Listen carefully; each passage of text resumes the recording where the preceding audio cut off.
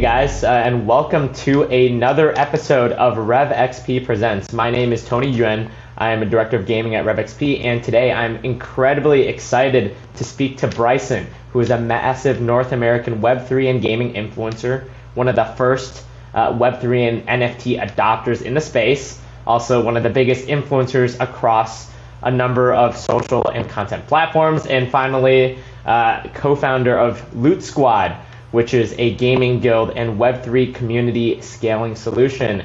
Thank you for being on, Brycent. Oh, thank you for having me, Tony. It's super exciting to talk to people that may not have as much experience with what I'm doing, but I'm excited to share what I know, share my knowledge, and hopefully help build out the space a bit more. Absolutely. I mean, for me, I've been in gaming for a very long time, but in Web3 almost just as long, over a decade, and I'm excited to see both Web3, the metaverse, as well as all the related activity between gaming and Web3, all the crossover come to this space. So let's start off with a pretty casual question. What games are you playing? And feel free to talk about both Web2 and Web3. Yeah, it's tough. So in Web3, we've gone through cycles of good games and bad games, but mostly bad games. And in Web2, there's a plethora of good games. And I oftentimes find myself going back to Web2 to play games. And the game that sticks out the most, more often than not, is Valorant. I play a lot of Valorant. Sometimes I'll dabble in FIFA and I'll go on the Steam marketplace and play some indie games. And if I'm on the Web3 side, my short list of games that I'm consistently playing are Play Blancos, which is a kind of Fall Guys style game. Also Big Time, which is a lot of fun. And Guild of Guardians if I'm looking for something on mobile. So those are the games that are constantly in rotation. And then also a cat game that just popped off and is seemingly really enjoyable called Stray. Awesome. Yeah, Stray's been a big one, popping off all over social media. It's exciting to hear that, we play some of the same games. I've been playing Valorant since the release. Awesome game. But in the Web3 space, it's exciting to see new games come out that can sometimes challenge the Web2 games and accrue that audience. So thank you for sharing. But as we look at Web3, of course, we are generally talking to a brand audience here on REV Presents. So I want to ask, how should brands think about activating within the Web3 audience? Well, it's interesting because brands have probably one of the hardest jobs. And the first is you got to find a Web3 based game that you believe in and you think is going to stick around for some time. We know the cycles in Web2 games come and go quite often. So these activations are not as forward and straightforward as you would think. So from my thought process, I think that actually getting characters in these games, releasing some sort of really cool in-game NFT or item is another good interaction. Or in some games, you actually have maps and game modes. We've seen where EV.io did a integration with Fractal, and they actually had a map in the game where Fractal had an advertisement or billboard. So in the metaverse, there are really cool ways that you can get involved, very similar to traditional, I wouldn't say advertising, but integrations. And the idea is because it's so decentralized, the ability to do these integrations in short periods of time happen a lot faster. So I'd love to see a lot of in-game items, in-game characters, in-game billboards or advertisements, and then also, IRL things, like maybe you're hosting an event with that actual game. It'll be interesting to see what does take off, but I think those are some straightforward ways to get involved, and it isn't too heavy or cumbersome on your traditional brand or your traditional brand audience, so you can navigate both waters quite cleanly. Absolutely. I think that's actually a really great point. I think innovation is the core of what Web3 and Web3 gaming is. And when you work with, a big established game, so let's say like Valorant or Apex or Minecraft, there's a lot of considerations that they have because they have so many players. They have already a massive in-game universe built out. Whereas for some of these Web3 games, they're just starting out. They're willing to work with you on innovative, ways to leverage not only in-game integrations, but also the Web3 technology. So lots of opportunity to think outside the box, to do innovative things, and really play with a new audience that is very tech savvy and excited to try new things. So definitely very exciting. And to your point with that, it is a thing of the future of what these audiences are going to be resides in Web3. Right now, we're not seeing it across the board as of yet. But if you look at where a lot of the energy and traction and a lot of the discoverability around what's happening in Web3 happens, you see a bunch of people chirping on Twitter, but more often than not, it's actually TikTok. And TikTok is the place where the next generation thrives, grows, plays, talks about things. And even in the space of Google, they're searching more on TikTok than other places. So you have to think, these integrations, finding these discoverable pockets are going to allow these brands to do way more cooler things in the future. Yeah, absolutely. I mean, look at how fast the gaming space has evolved, right? When we think of within the last even 5 to 10 years of gaming, it was esports, and then now moving into more of a mid-core gaming audience, and now very, very casual and mid-core gaming audience blowing up between games like Minecraft, Roblox, and other potentially not as competitive games that are driving hundreds of thousands, if not millions, of views per video on TikTok. You're seeing creators that blow up on Twitter that are casually getting 100,000, 200,000 likes per post, and that is scale that we've never before seen with 100%. Gaming creators in this space, right? So when you think of TikTok, and I love when you're talking about TikTok as a search engine, because I actually heard, I saw some news very recently that TikTok is actually one of the top search engines in the United States now, which kind of blows my mind, but it makes sense given how the digital generation, they're always on these types of platforms, and when they're looking for content on TikTok, it may not only be entertainment, right? There's educational content, and there's a lot of other good content on TikTok that is in that short form video. So definitely agree with you. Lots of opportunities for brands to innovate when activating with the Web3 audience, and this is a space of tech enthusiasts and forward thinkers. So love that.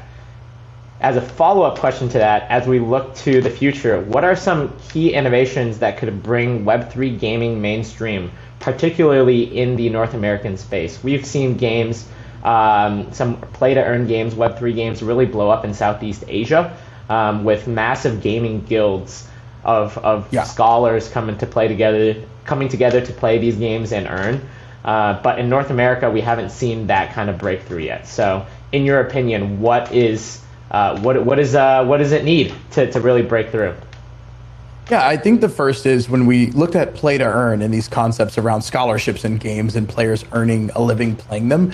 A lot of the early consumers, were not from consumer audiences, and that's why we saw, some sort of retraction in those games and the success that they had over time.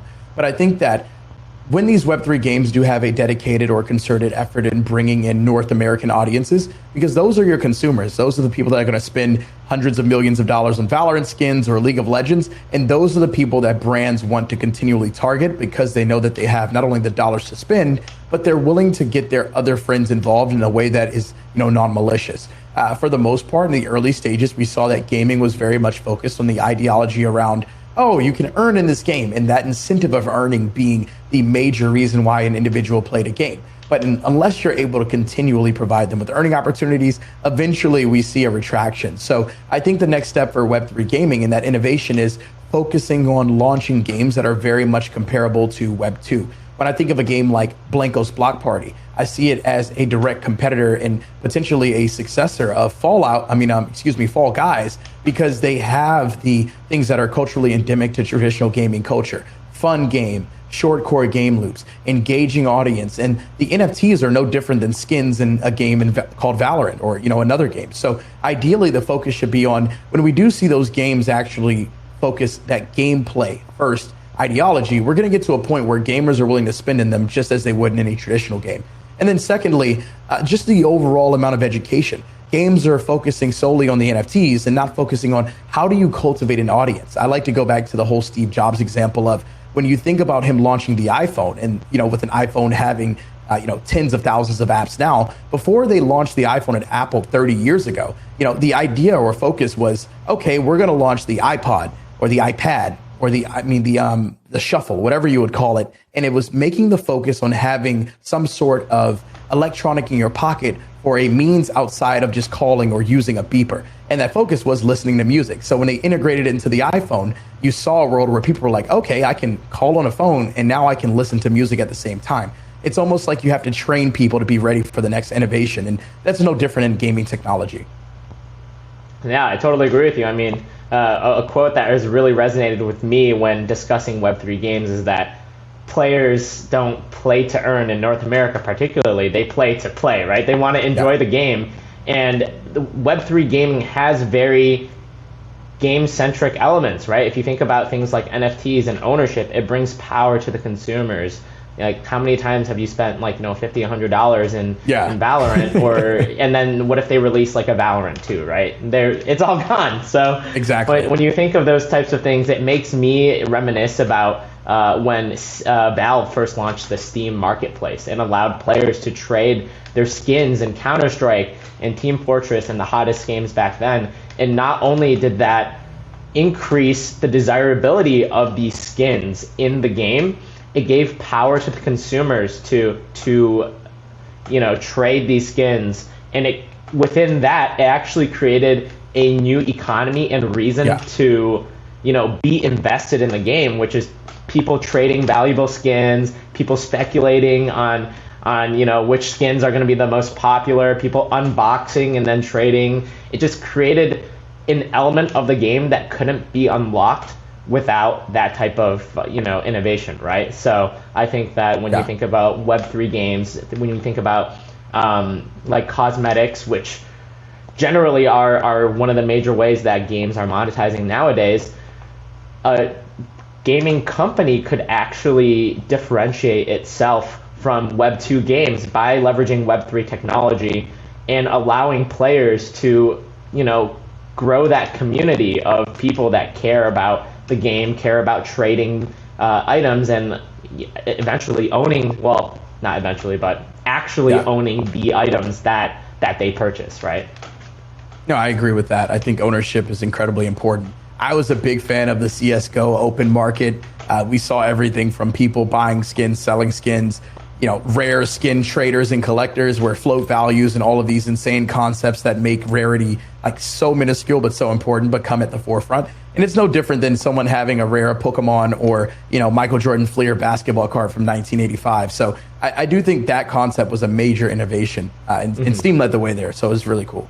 Yeah, I mean, if you think about the way people collect like rare shoes, watches, jewelry, whatever it may be, and the way that the new generation is now, everything is going increasingly digital. Why isn't the collectible space, and why isn't the ownership also going digital, right? So it feels like a very natural next step to me.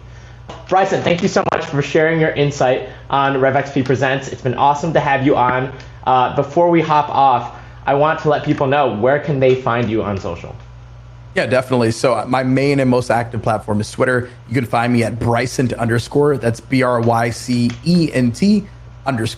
Across socials, other than that, you can find me as just Brycent on Instagram, TikTok, as well as Brycent_. And those are the places where I'm mostly active. I also stream on Twitch 4 times a week. So feel free to reach out there. And if you're someone who's in the professional space, you can find me on LinkedIn at Bryce Johnson, if that's something, if that's your platform of choice. There's ways to connect with me.